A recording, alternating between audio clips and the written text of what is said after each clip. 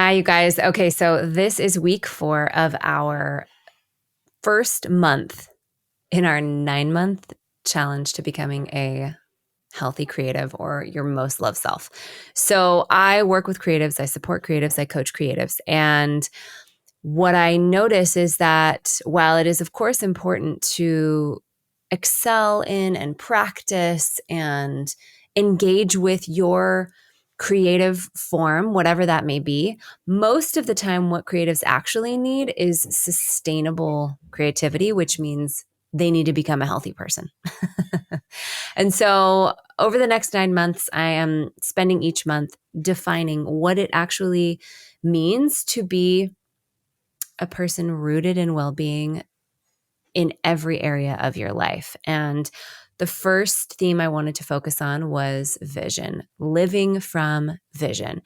And today on the podcast, I have somebody that I just love. So many people love him. He's just an incredible leader. His name is James Burke. And he created something called the Leaders Framework. And it is a organizational leadership executive coaching business. He works with Fortune 500 companies. He works with teams from really successful companies and teaches them how to bring full health and vibrancy to the team and how each member can find their own weaknesses and bring compassion and strength to those weaknesses in order to become a healthier team as a whole and move towards the vision that they have. And I think there's so many similarities between what he does and what I do with creatives, because in a way I also work with leaders, but they are leaders of all of the different parts of them. And creatives tend to have a lot of different chaotic parts of themselves. And so it was so wonderful to talk to him today about his approach to vision, his journey with living from vision, even taking a really big pivot out of ministry and into creating this company with his wife, Lori, and how he encourages people to move towards their own most loved version of themselves, their healthiest version of them. And he goes into some really cool practicals, and we are sort of, I think he talked about demystifying vision, which it was just so in alignment with everything that I love and believe in and live from and teach. And it was just amazing to talk to him. So I hope that you guys enjoy this conversation with James Burke. This is season 4, and I am on a mission to help creatives become the most loved versions of themselves. I want to help you step into health in every single area of your life and pursue the authentic creative expression that you feel called to and that only you can. The world feels crazy right now, and we need healthy creatives more than ever. So let's get into it. I'm Courtney Lancaster, and this is the Heal Create Podcast. Welcome, everyone, to another episode of the Heal Create Podcast. I am Courtney, and I have somebody so special. I've never met anybody who knew this person and didn't absolutely love them with their whole heart. And I'm one of them. So I'm so excited to introduce you guys to James Burke. Hello, James. Hi, Courtney. Thanks for that's a kind compliment. Appreciate It's that. true. I feel like your name just floats around all of the circles that I know where we both have been involved, as just you and your wife both, as just these like magical, amazing, empowering angels that everybody Oh, just is obsessed with. So I'm so super glad to kind. have you here. Yeah, we love people, and so Yeah, hopefully we can that tell. that is felt when we meet with people all types. So yeah, appreciate you. Yes. Of course. Well, I knew that I wanted to have you on this month in particular. So this will be the last episode that will round out our conversations in my little community around vision and living Mm, from vision. And I think because I coach creatives, I feel like it's especially important with all of the creatives and all of their sensitivities and all of the ways that they are normally prone to being in flow in all of it, the good and the bad ways. It's so essential to have a mm, vision and to live from vision. And then what I didn't know when I started this month talking about vision was that the world would kind of explode a dozen different ways. And I totally. think, which is why it's even more essential for, I mean, Yeah. everybody really to live for a vision with a vision of their own life. And I Yeah. knew you'd be the perfect person to talk to because I think that you have strong convictions kind of around the same idea. Would you say? Yeah. I love vision and I love everything you said. So yeah, 100%. Yes. So, can you tell me a little bit about like what your thoughts are around living from vision and what that looks like for you in your own personal life and then maybe when you're coaching people? Yeah, and I'll start with again. It's an honor to be here and speaking to creatives. I consider myself not even like a secret creative. Like it to me, um, creativity, creating, leading, they're one and the same. And creativity is just such a huge part, and working with creatives is such a huge part of my heart. Like I Yeah, love pontificating. I love it's a thinking good word. about the future. I love dreaming of what could be. And so much of what I do in organizational leadership and coaching is that. Like it is, we're Yeah. helping leaders create worlds in which they existed and they can thrive in, and different things like that. So, um, also in the creative space, probably not art, but more so like music or dance. And like, I love communication. I believe art is all around us. And so I know I'm on a bit of a tangent, but I think now more than ever, especially Yeah. with the cultural our climate landscape of division, of uncertainty, of what's going to happen. I was thinking this morning we need artists and creatives Absolutely. now more than ever to speak what's Absolutely. happening on the fringe of society, and they are the voice, and they articulate, and they are able to communicate in which other ways politicians, leaders, Yeah. business leaders can't. And I so it's completely it's a agree. so now more than ever we need the creatives, and we need Yes. we need artists, we need musicians, um, not just to Yeah. speak truth to power, but to um, express their abilities, to express their uniqueness in so many ways, because the world just desperately needs it. Gosh, Um, absolutely. gosh, I completely there's a agree. book. Yeah, there's a book by Brian Zahn. I've only skimmed it, and in my self-admitted ADHD, you read a chapter of a book and you think you're a master of the concept. So, Is that an ADHD thing? oh, 100%. How Yeah, funny. it's the ability to, and it is partly a superpower to quickly learn, digest, Yeah, and then because I do that teach. too. Yeah. Yeah, new lessons or new ideas or new concepts. Yeah. So unique ability, but the temptation is you think you're a master at something you're really not. So I've got my butt Yeah. kicked in a lot of different areas. But the Yeah. book I'm referring to is by Brian Zahn, Beauty Will Save the World. And it's Yeah. this that we need artists who are doing the thing now more than ever. So that's Totally just my, agree. my kicking this thing off of just saying I have so much, not only not compassion, but just belief that we need creatives to express Passion. their passion and their um, God-given abilities more than ever. So, um, Yes. yeah. Absolutely agree. So with that, I, as being self-admittedly a creative, uh, working in organizational culture, working with corporate leaders, working with a diversity of nonprofits, businesses, like so many different leaders in their journey. Um, Vision has this stipulation of I have to know what is next. It Yeah. has this negative connotation of I have to be certain about the future. And a lot of people, with their hubris or um, with their ego, will provide certainty where certainty doesn't exist. And Yeah. so I want to first kind of differentiate. Vision isn't being certain about the future. Right. It first is having a sense, a feeling, or desired experience that you want to lean into, and literally visualizing that so those outcomes can one day exist. And so that you Yeah. can lean, guide, be curious towards a certain destination that you may not fully yet realize, but you have a sense and you want to head towards that direction. So I always like to say, vision is pretty fuzzy. Vision isn't something ultimately clear. I know a lot of coaches and Right. consultants love the idea, and I learned this from a awesome consultant, Chris North, who is just a brilliant man. He helped give me permission to this area because so many leaders are always like, "What's your 10-year vision? What's your 10-year plan?" And creatives will have that pressure of like, I gotta figure this out. Yeah.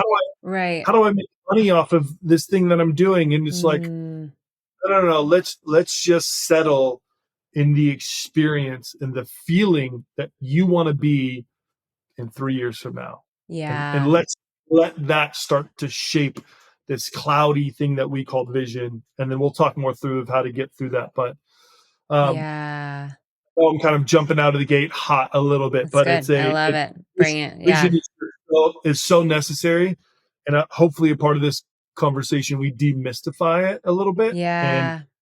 give people permission to start with small vision, big vision, and just start with where they're at. Yes. Oh my gosh, 100%. Gosh, I have like 10 different places I could go after everything you said. So good. I think that unfortunately, creative spaces and like the spaces that you're in are so separated just by nature. And I think that that's really detrimental because, like you said, I also agree and share that conviction that like beauty will save the world, that we need artists more than ever, but we need the artists to be healthy, sustainably healthy, and emotionally and physically healthy. And that's why I want to bring part of this 9-month stretch that I'm doing is like going through the different pillars of like well-being, your nervous system, physical health, relational health, because we do need the artists more than ever, and we need them to be some of the things that probably you teach that might seem separate from creativity: executive functioning, like Yeah. leadership skills, actual Hmm. practical daily, practices towards moving towards who you're here to be. So I agree that like we're not white knuckling a vision for certainty's sake. And Hmm. that's essential to know. And what you've talked about is something that I completely agree with. We're talking about how do you want to feel in your life, right? Is that what you would say? 100%. Yes. Can you 100%. speak more to that? Like if you were Yeah. guiding somebody through, or like how you've kind of gone through the process yourself, what does that look like to design that? Yeah. There's a lot of places I could go with that, but I'm going to just start with this. There was a great quote. Early in my 30s, I just crossed 40 and I love it. I just am like, I don't know why, Same. but I I just know, it's feel the like best. it feels like Life's a just badge starting. of, yeah, yeah, that's Carl Jung says that. It's like life begins at 40, which I'll take that to Oh, heart. Carl Jung Yeah. said that? Well, I at didn't know least a that. meme Gosh, on I the love internet Carl Jung. said Carl Jung said that. Sure, So, same thing, right.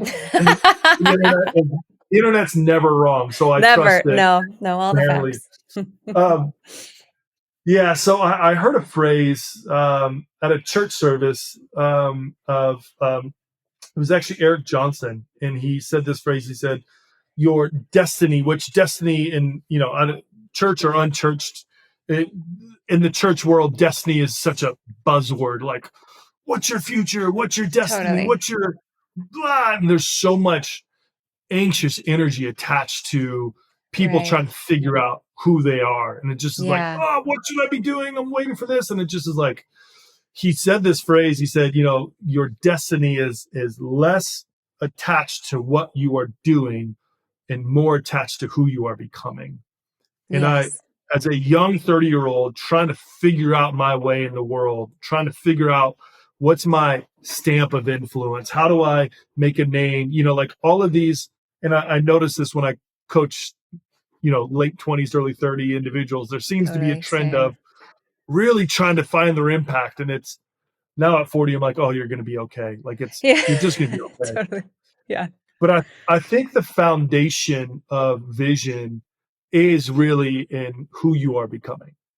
Like Yeah. it's way less attached to this concept of what will you be doing, because that's just going to change. The Totally. what is always going to fluctuate. It's always going to change. But when we kind of start on that foundation of who you are becoming, and when I focus on identifying what are my values as a leader? What are my values as a human being? What are my values as an artist? Like, we call them core values. Name gets thrown out a lot, but it's so essential. I always say this, that your core values are like your compass and your vision is your North Star. If you don't know your compass, Mm-hmm. you're just going to be wandering and trying to find your direction in life. Totally. But if and this is why I love what you're doing, when you spend time getting healing, when you spend time in self-discovery, when you Yeah. spend time exploring passions, blind spots, weaknesses, proclivities, and then acting Mm.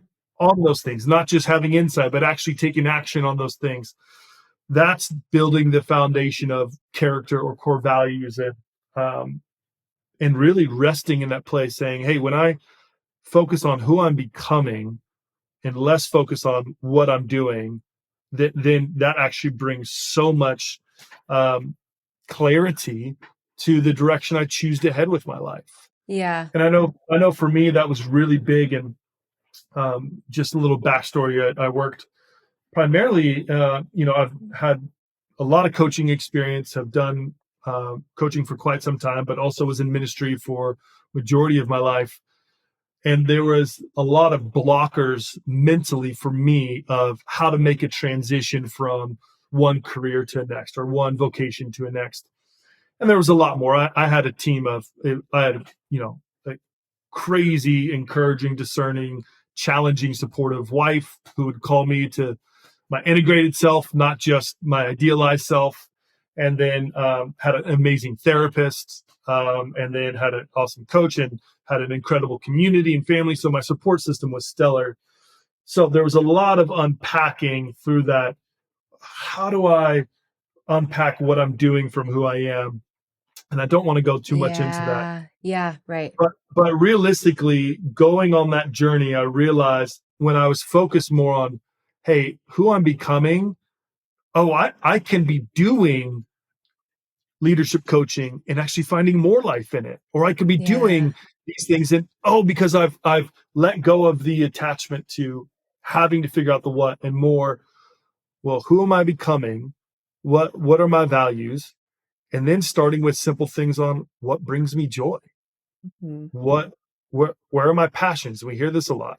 What are my blind spots? What are my weaknesses? And I've circled that mountain before, but almost coming back down to the bare roots of vision really is focused on character, who you're becoming, your health journey, your self-care journey, whatever you want to call it.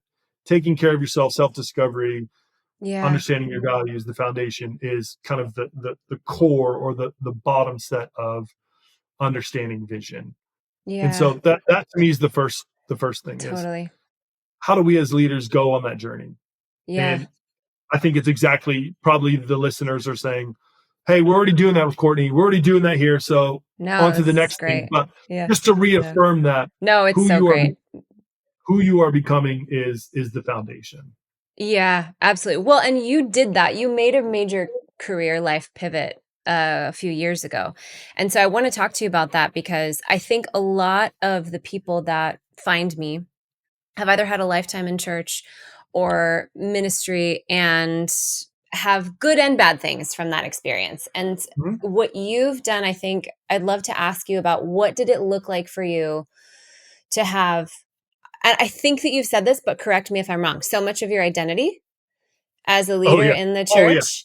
Yeah. And 100%. so to Say kind of less. like was you felt this like prompting, what was lighting you up was something that was Yeah. completely outside of the church. And so I'm Yeah. wondering, what was that like for you, especially considering the question of like you had no map for what it would look like to pursue a career outside of the church. So that meant you had to trust your vision of who you were becoming. And Ooh. so, what was that process like for you pivoting away from the church and into corporate? I don't know why, but just even the way you phrased that, just almost, I was like, I just felt like I was in a therapy session, and you just kind of like, yeah, yeah. I guess that is what happened. Oh, that's really good. So I just Yeah. wanted to affirm that. That's a good question. Yeah. Um, I'll start with part of the story. It was I had been getting so much encouragement and so much affirmation within the circle I was working with, within ministry. And that was really encouraging. And, but I did notice there was a part of me where I was like, I know there's more and I'm experiencing limitations, good or bad. I was just experiencing limitations of people I could work with within the realm of influence that I'm currently in. So I wanted to work with um, all types of leaders and all types of people. And so it Yeah. was this. I was like, okay, I know I want to do that, but I don't know how to get from there to there. And then just going on that journey and day by day, I realized, like, in my therapy sessions, that my dad, who was my hero, was a pastor, and he was the center of my world. And so in my identity Oh, formation, I sure. I put, where do the CEOs, where do the people when their lives are broken, where do they go to when they need help? Oh, they go to dad.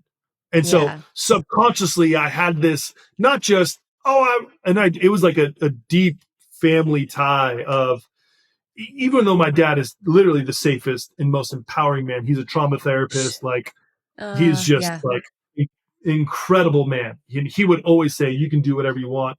It was this subconscious belief that I totally. attached to my own identity later on, and I just had to simply become aware of that.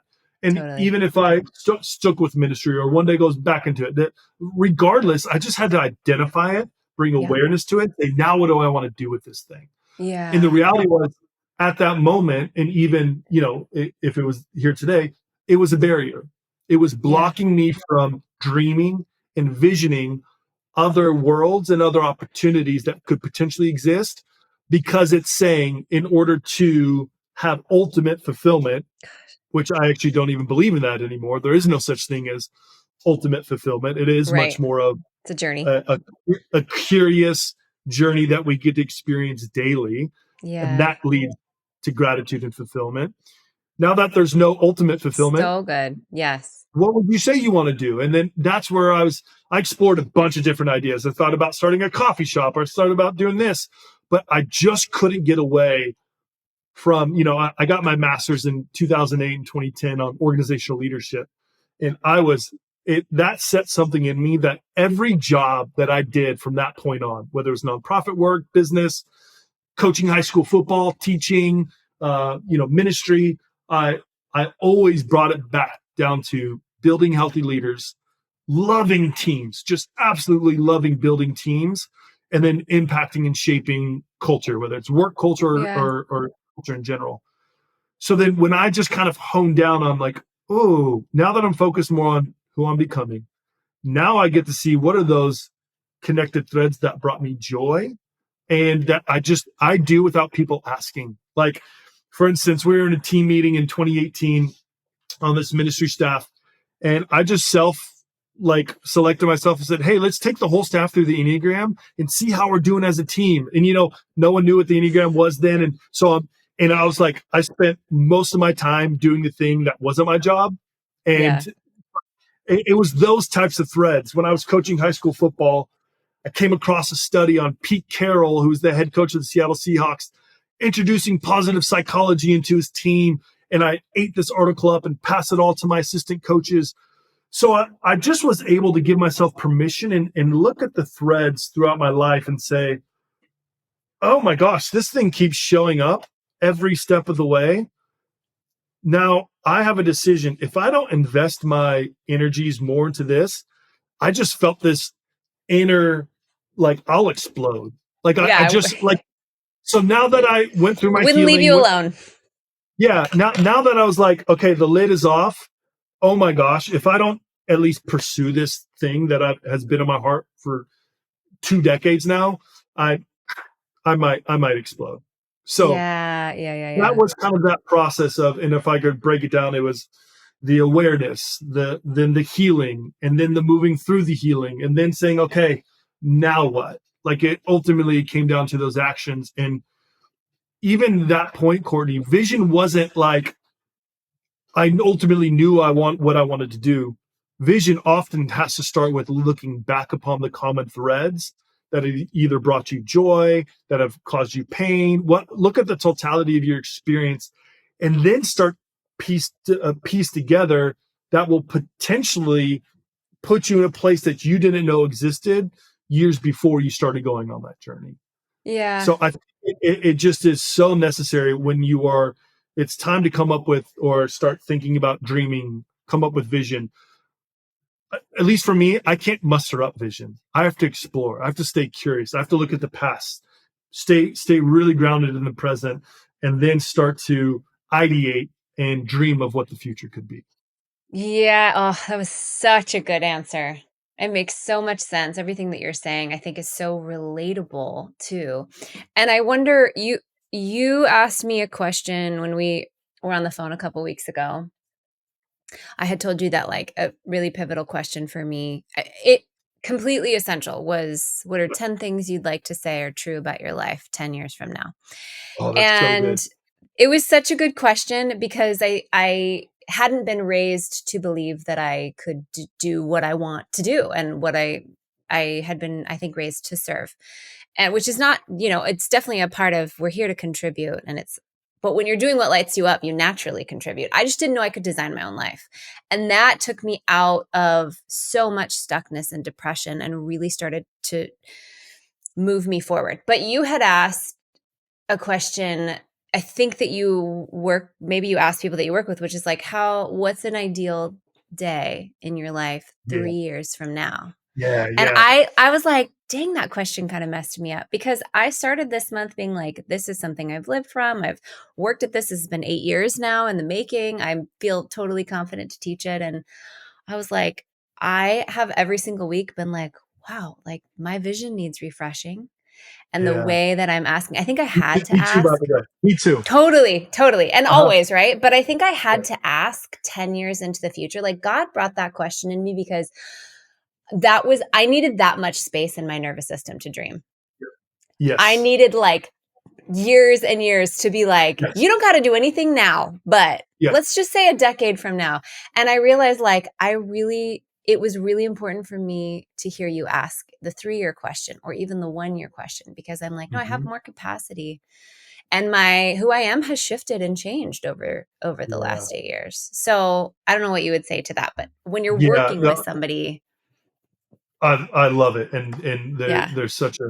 I'm so glad you even said that, and it's actually reminding me that I asked you that 3-year question. I told you like, hey, here's one I love to do all the time, yeah, but I actually forgot that, because even during that transition season for me, when I didn't know what was next, and now we've got a small little company. There's 5 of us, and we get to work with leaders from across the nation and Fortune 500 companies, which I which never is thought so we'd be the cool. corp. Yeah, But it's like everywhere people need to be believed in, everywhere people need to be yeah. invested in, everywhere people need emotional health and access to these tools. So, and this is where we are, and we are loving it. So, now, like that wasn't that wasn't in my vision or my plan. I just knew deep down in me, man, I love helping leaders discover who they are, resting in their authentic selves. I love teams, and I love teams that perform well and trust each other. And so it's like all these things were kind of inside of me. But you are right. When I started this journey, if I would have just said, "Hey, what do I want to be doing for 3 years?" I'm like, I don't know. Yeah, too much Again, pressure.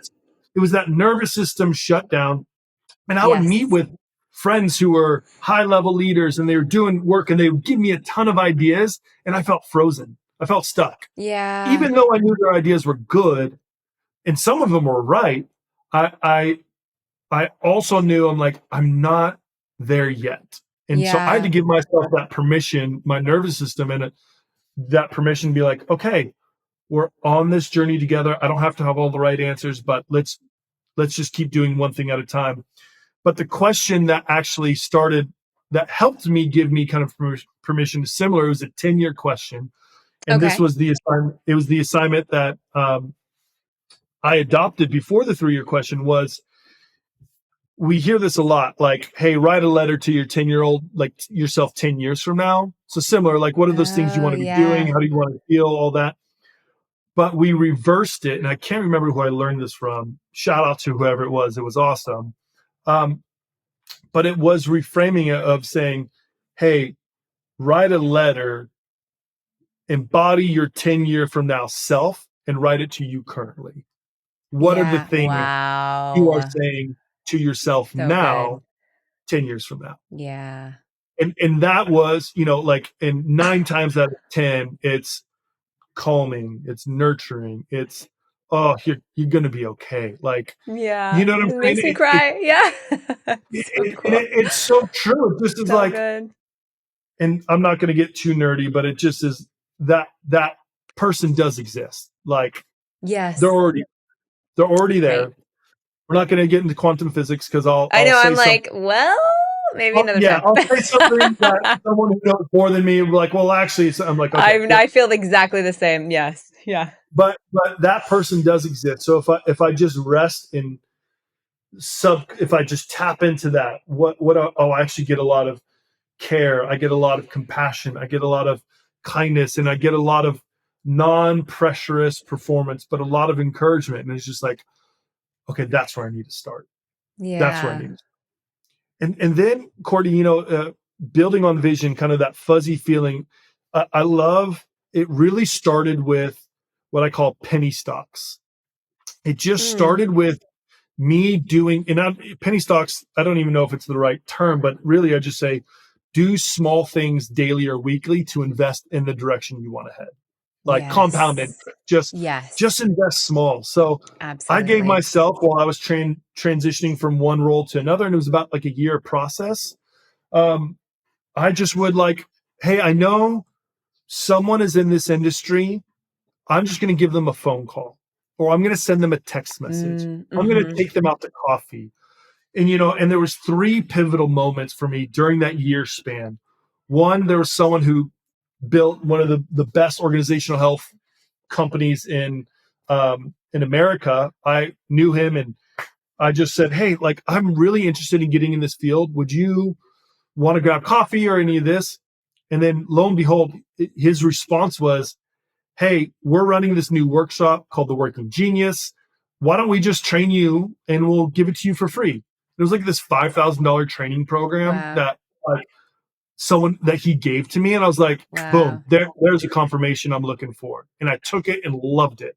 Yeah. And then there was Mm. this other successful business coach and life coach who we were out to dinner one night. She just pulled me aside and she was like, hey, have you ever thought about being a business coach? And I'm not, business coach isn't exactly what I do, but there's a lot of things. And Yeah. I was like, no, but I've thought about it. And she just spoke life into me. It was like, you would kill it. Like, and I can help you here, here, here. The mentoring didn't happen, which I don't have any qualms about, but just her speaking life to me in Yeah. 1 minute. I literally, the next 3 nights, I couldn't sleep because I was so excited. Like, my Yeah. heart, I felt like a heart gate just opened. And I was Yeah. like, ooh, like, there was another penny stock. And then the last penny stock, friend of mine who was getting promoted at these companies simply was like, hey, I've heard you talk about these leadership things you want to do, because he was a part of my community. He's like, I just want to invest in you and do a couple workshops with my team and let's see what happens. And so Y- those three things were like defining moments for me. I'm sure there's one or two Wow. I'm missing, but it was like I just would have conversations or just have, and I was looking for those things that Totally. were confirming Yeah. the vision I was feeling, and I Yeah. was taking small action, not big action. I wasn't Yeah. creating 10-year business plans. I wasn't Right. creating, proposals or this or that. I was just simply ideating, pondering, Yeah. wandering, wondering, inviting, ideating, dreaming. It was this kind of like playful, okay, well, let's Totally. just see. But rather than keeping up in here in my diaries and in my heart, I chose to, hey, what do you think about this? And that's the vulnerable part. And Yeah. I hear a lot of advice of saying, like, hey, don't let others into your process until it's fully ready. I partly believe that for some ideas, but for others, I'm like, Sure. ah, get a different opinion. Like, Yeah. sometimes I would get advice that seemed good, but I'd be like, I actually don't need that advice right now. Thanks so much. Um, Totally.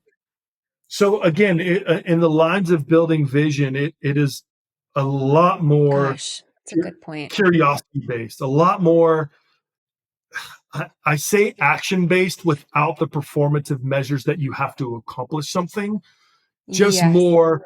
Right. do something. Aligned action. Yes. 100%. Daily It's aligned this, action.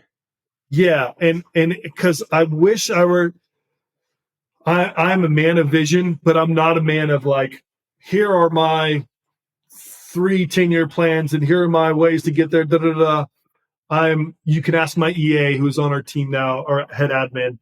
My gosh, I am so grateful for goal measuring systems. I really am.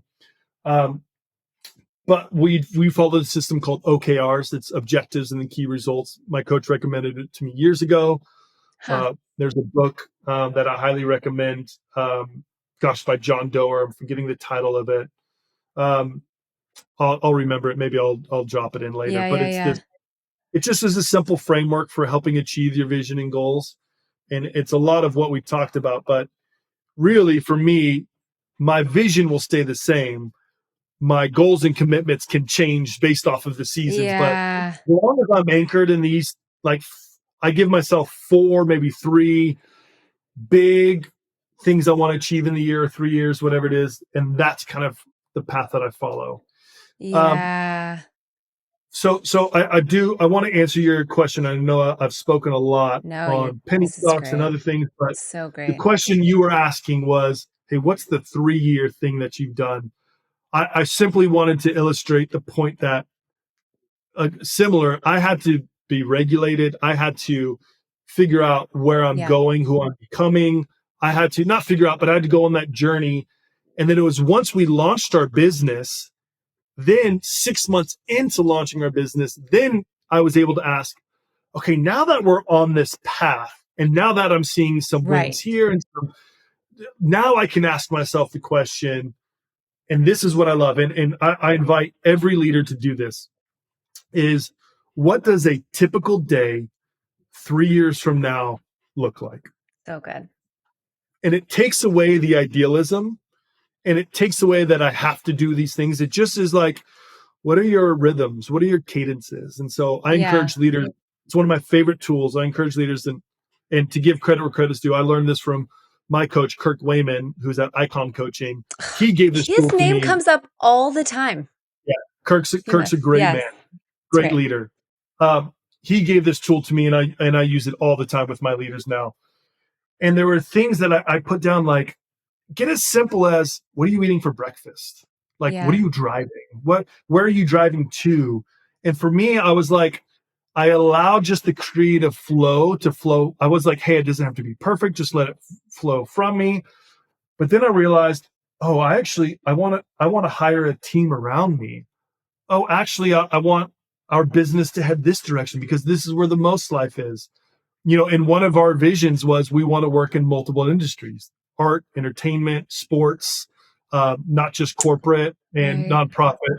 So even before this phone call, I put a dot, I create a mental note, be like, this is a part of our vision. Like partnering with creatives, no matter what it looks like, this is a part of our Mm, vision in our heart. So I'm that's like, awesome. boom, tick. There's a reaffirming a belief that's inside of me. So diary, journal, like what a Gosh, typical day so looks like good. from morning into evening. And there are things that I did. I did this a year and a half ago. And there are goals and visions and things that I put down just as like, hey, what if that we accomplished a year and a half into it simply because we did that exercise? Because it Right. puts it now from a ethereal subconscious maybe to, oh, let's put it on our periphery, and when we start seeing these things, let's start chasing them a little bit more or pursuing it a little Yeah. bit. And that's all, the psychology of visualization, the psychology of Yeah. manifestation, whatever you want to call it. It takes things in the shadows and brings them to the light and helps us focus on where our desires line up from where we're going. And so Yeah. that's one of my favorite tools for vision. And I just gave you 3 of them: a Oh, 10-year, so good. who are you becoming? It's a do penny stocks, and then a 3-year, what does a typical day look like? That to me, that just took the So performance good. anxiety away from it and just made it really gentle and easy. I feel like I'm getting life coached. This is so good. Oh, thanks. So good. Very kind. So, well, it's okay. I want to say a couple things. I was just watching a masterclass with Sarah Blakely, and she created Spanx, the Spanx Empire, and it Yes. was on like female entrepreneurship, and it was great. But she was one of those people who had a crystal clear vision of what she wanted to create, and she didn't tell anyone until she had a patent pending like prototype. That is very few of us. Mm-hmm. Very few of us have this like, I know exactly the product that I want and I don't need anyone's input and I just need time to put it together. And those people are great. They're probably not the ones that are listening to this podcast though. Most of the people are like you and I. And I Yes. think the majority of people that are like looking to transform their life and live more in alignment, they do need to ask themselves the question, who do I want to become? Yeah. And just commit to curiosity and Yeah. trying new things. And then also, like you said, putting like the penny stocks that's exactly what I use. I feel like it was Melissa Casey actually that I heard say this for the first time, like You know, pennies on the dollar. I would not be Yes. surprised. I'm not saying you Melissa took it. I'm just saying I also remember probably this like did. idea, pennies on the dollar. Like you just take small, daily, aligned action steps in the direction of who you're becoming. And So then we good. hold the what loosely. And That's I right. had just this client today. Oh, she's just amazing. And I've asked to share her story. She's creating this community in Los Angeles. It's called Hot, Holy, Healed. And she's just this fabulous influencer that for the past few years has like thought she was going to do all of these different things. And all of a sudden, the more that she like found alignment with who she wanted to be, and she Mhm. found the people that she wanted to serve based on who she actually is. She's creating Yeah. this community that's getting incredible traction and momentum and opportunities. 3 years ago, when we started working together, she never in a million years would have been like, this is exactly the community and the title, this at all. It was because she put herself, what it sounds like you've just described, she put herself in a state of openness. It's like a Yeah. state of receptivity with Yeah. intention, where you are Yeah. like open to whatever God wants to bring in, the Mhm. people that you're going to meet. Your eyes are open, your ears are open for opportunities, for connections, and Yeah. you are doing you're sowing the seeds every day of taking those small steps towards who you're becoming. And then your life really does start to adapt and move towards and open up into what you're here to do. Yeah. Would you say? 100%. Oh, yeah. I don't know if you would Yeah. add anything to that. Yeah. And I would just spot on and good on that person that who's doing that in LA. That sounds so inspiring. And like that, we just need more of that. Like Totally. Absolutely. Yes. we need more of that. And I think the thing I'd add is I also um, self-admittedly, I hate the word play small, but I think Mm, suffer from anxiety, like whatever it is. Like I know, like I love communicating. I can, I love inspiring, and I can seem very confident. And I am pretty confident in a lot of so many things, but I also doubt and wrestle just as much as I am totally. confident. Like Yes. it is so much of this to say that it's this completely I've got it all figured out, and hopefully that's not what's coming across. What I'm No, trying to no, no, no. say is that I even you saying that is reminding me where we have our shortfalls is when we're on this path, and then I think this is the set path and I have to, you know what I'm saying, and Yeah. then Yeah. it's when I love the concept of, a growth mindset versus like a closed or rigid mindset. Fixed It's mindset. the Yeah. yeah fixed. It's this when I when I'm building my business and we're influencing leaders and we're growing, but then let's say potential problems happen, or what if we lose this deal, or what if we lose here, and then now I become anxious around the new parameters and the new Right. vision that I created in my life, and then I think, and then this is the human condition. It's the you go explore, you find the land, and you hunker down and say, "This is okay. I got it." And I just I can always feel it in my body, my chest when I'm trying to hang on and hoard, and it just is like Yeah. I know. even we're in this new season of trying to have strategic partnerships and collaborations, and there's always that desire to be like, no, this is my thing. And I'm like, what am I doing? Like this is the Yeah. it's Right. almost like when you said the phrase, "Oh, I needed this," or I need a fresh vision," I'm like, "Oh yeah," it reminds we need this every step of the way. Like Yes. Right. anytime I start to feel, and Yeah. there is like this seasonal path, and it's probably like a bell curve, and like you inspire, create a vision, you start investing in it, you grow momentum in it, you start seeing the fulfillment of it. Then it's like, okay, if you're not careful and you don't do a new regeneration work, or a Richard Rohr says, it's we're constantly evolving and transforming from orientation to disorientation to reorientation. And that Yeah. is the journey of what Totally. I call leadership. If I'm not constantly Yeah. going through that, then I'm not growing and I'm not Yeah. maturing anymore. But there is this envision, there's this temptation to got it, get it fixed, done, Yes. nothing else, Right. Yeah. and see you later. And even the Skim CEO, I'm sure she has plenty of things that where she had to adapt and change and go along the way. I think Yeah. just what that spurred in me is this self-admittedly, oh, we're all on this journey of it, just as committing to the journey. I think that's really Yeah. what it comes to, committing to the Totally. journey. And it Yeah. is funny because the framework we do use for vision is, if you could imagine a pyramid, that the vision is the top of the pyramid. That's the fuzzy thing, the 10-year, the 3 year. And we go based off of experience, feeling. Some leaders want ultimate clarity, like your Skims leader. Awesome. That's probably 10% of the population. Oh, Maybe. Spanx. Maybe. Spanx. Yeah. What did I say? Yeah. Skims. Gets Kim Skims. Kardashian. I mean, she can do whatever. Yes. Thanks. Sorry. Right. No, Uh, you got it. Got it. um, Yes. like they're far and few between. But for the rest of us, let's Yeah. say, okay, what does it look like? Then it's the framework is, okay, what are the, I don't love the word goals, but what are the goals, or what are the what are the goals I want to do to get there? And then finally it's like, what are the commitments that I need to get those goals, that get to that vision? Or essentially, what are the rhythms that I Yeah. get to choose to abide by? What are the slipstreams or the currents that I want to put myself in? Small example, I'm now into triathlons, a new thing that I've No. gotten into over the Oh, last I saw 2 years. that. Yeah. Yes. Good And for my first year, you. and that's where I'm like, hell yeah, bring 40 on. Let's do this. Like, Yes, I know. I feel the same.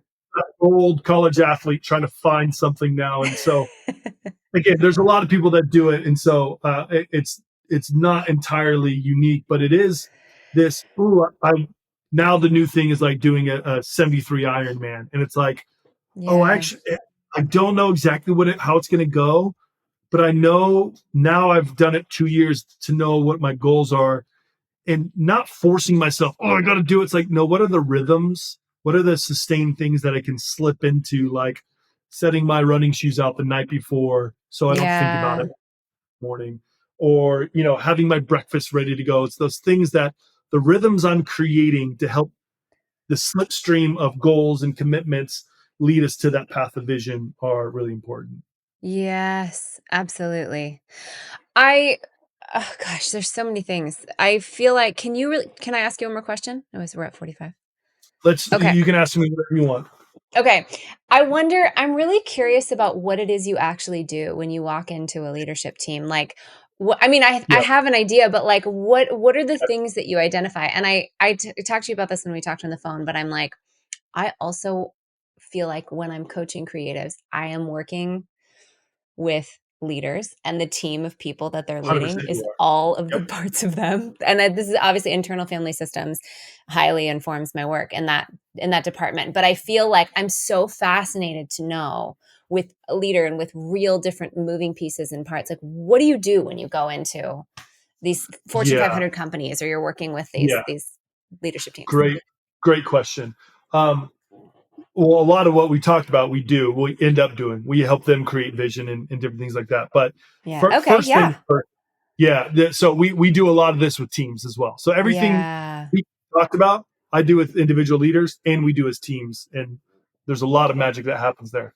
But to define it, kind of plainly, Pat Lencioni, who runs the Table Group, has this quote, and he's been so influential in our journey.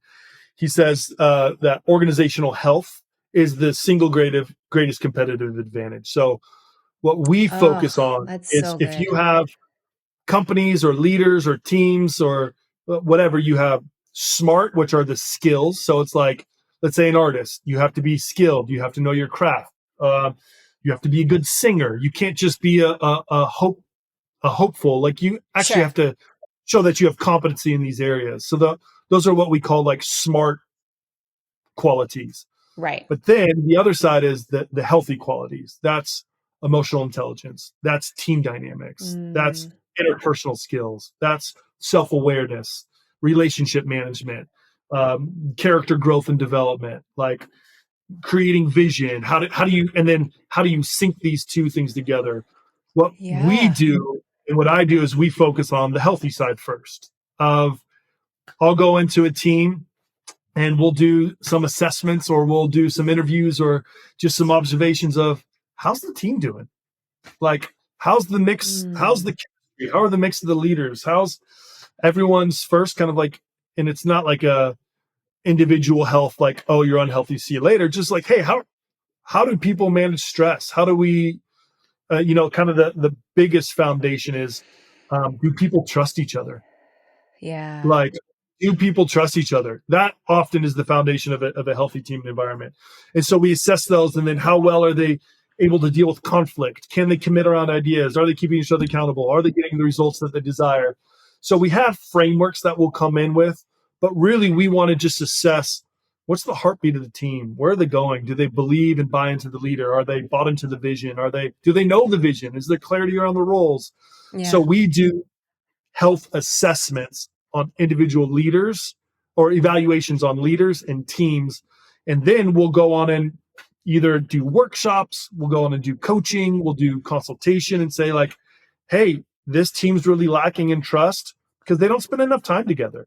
Or Yeah. this team doesn't know how to do healthy conflict. Let's do a workshop. We just did a workshop yesterday.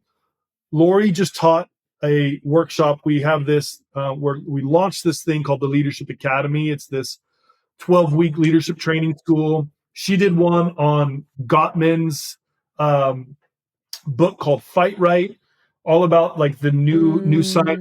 Mm, Oh my gosh, one of the best work. Like I literally turned to her. I was like, I do workshops for a living, and that was one of the best workshops we've ever done. wow. Wow. We did that with 12 leaders on helping them manage and identify conflict and how to identify your triggers and lead through that. So it's this, really, to sum it up, our whole goal is organizational health, transforming the way leaders lead, and then through transformation of leaders, building healthy teams and impacting culture, then people have way more joy at work. So Yeah. Wow. those those are we sorry, Gosh. Yeah. I shared probably a lot No, of that was what, so great. It's but demystifying too, because I feel like I I think that the creatives and the sensitives, just the sensitives, the people that feel, that kind of identify as artists and creatives, think that they're so separate. Maybe that stuff is just not for them, like oh yeah, systems and discipline and knowing yourself. And what I love about yeah, everything you just said is it is everything. It's everything that I believe in and teach, but it's not like a different planet. It's no, like coming back to the basics of like knowing yourself and yeah, managing and loving yourself and, connecting to the people around you. It's not like you're talking yeah, about something that's like a foreign language. yeah, and you even talked about internal family systems theory. We study systems theory in general, and organisms are organizations are organisms. They have their own identities. A group of artists, a band, you know what I'm saying, a cohort. Yeah, It, right. Oh, it, absolutely. Yes. the commonalities and the connections do not change. It's No. human belonging. It's human Yes. connection. It's how do I fit within this tribe? How do I express myself? Yet, you know what I'm saying? It's all of Yes. the foundations of human dynamics are there. And so what we want to do is, and even similar to what you're saying, is like helping in and coming to either train, equip, inspire, empower. I just did, I did a workshop with a marketing and creative team, and it's funny because they sometimes seem to be the most receptive around some of these ideas. It is that next Interesting. step of, okay, how do we Yeah. apply it from the individual to the team? Where other Yeah. people are, give me the results. I'm like, well, let's do some team stuff first. Yeah. It is Right.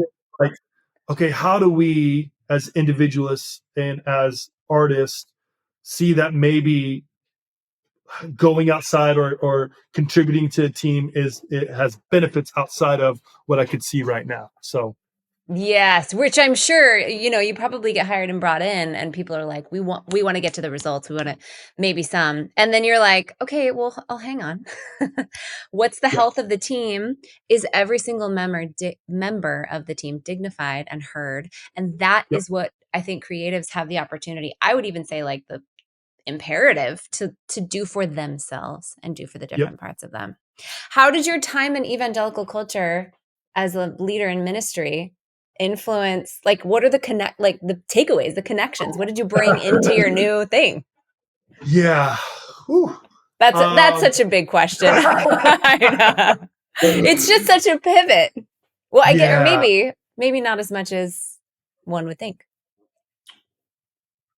I am really grateful, and I grew up with a extremely healthy, and not perfect, but a family dynamic and system that I'm really grateful Gosh, for. I had a dad who, in the '90s, he got his MFT and then became a trauma therapist, which and is wild. Yeah, wild in that's like so cool. '95, and he learned attachment theory. Like went up to I forgot who the name of a leader was, and he learned attachment theory. I think and learned EMDR in the early 2000s. Like before any of this stuff was cool, he was like homeboy's Jeez. been on the streets doing this stuff, and so and then my mom was a special ed teacher who worked with severely handicapped students, and Wow. um, and we had a it wasn't perfect, but we had a good, healthy family system. And my dad has experienced so much of his own trauma of, grew up in a divorced family. Then he had a minor case of cerebral palsy. And then he's had 8 back surgeries. And so he's had physical disabilities Wow. like for 30 years now.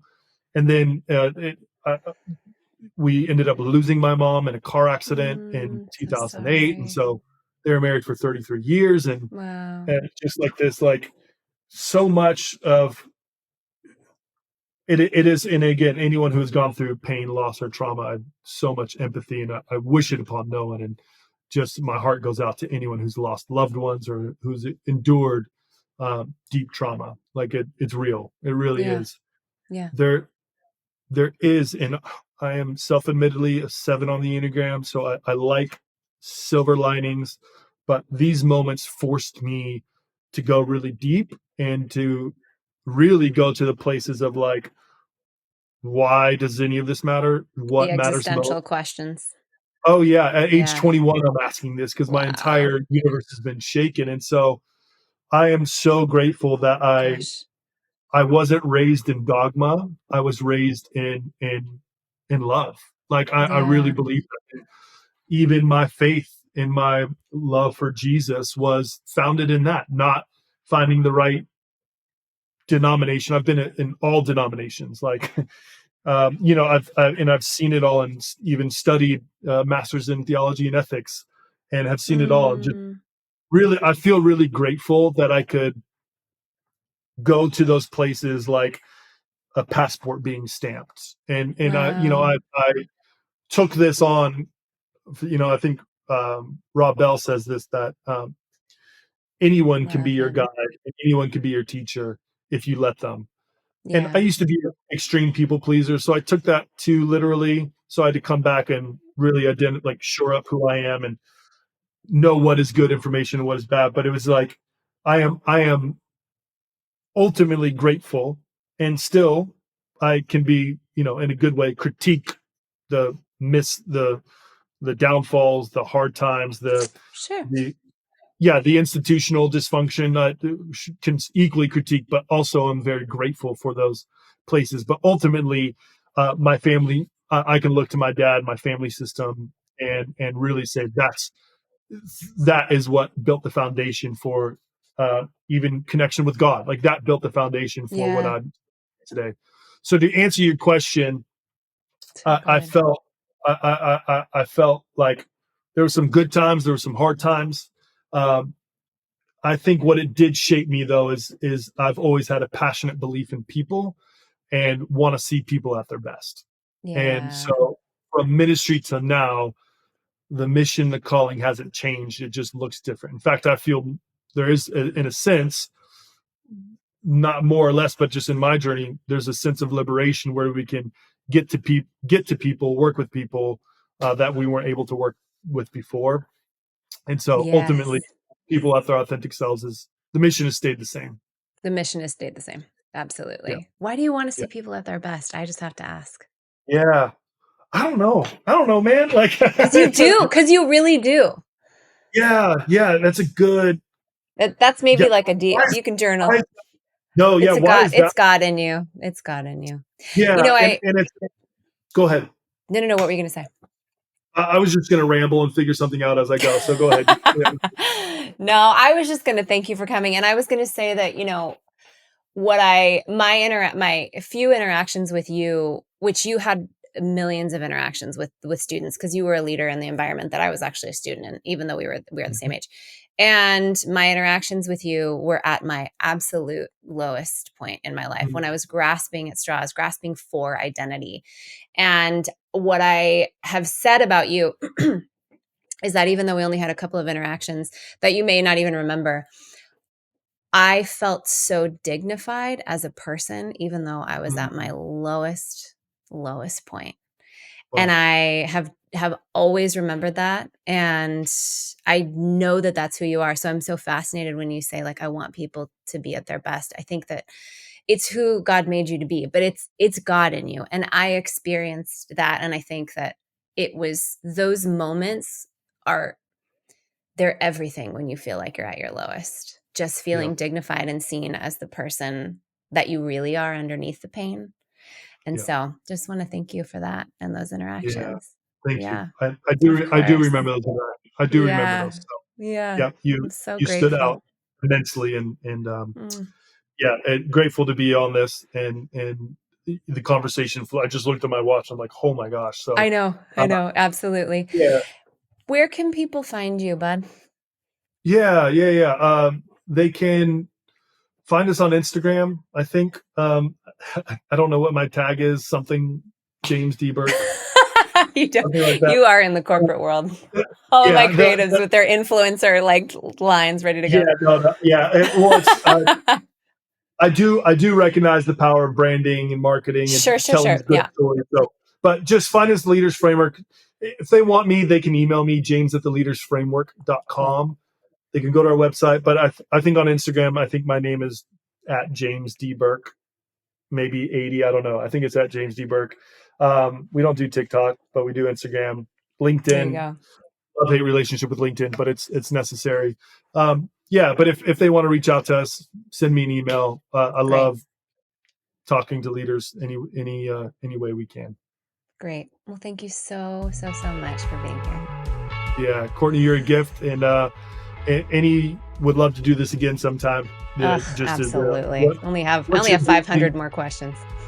yeah, I know. What you're doing just matters. It really matters, and you're having a big impact just on people's lives. So appreciate you, and thanks for the time. Thank you so much. Thanks, guys, for listening.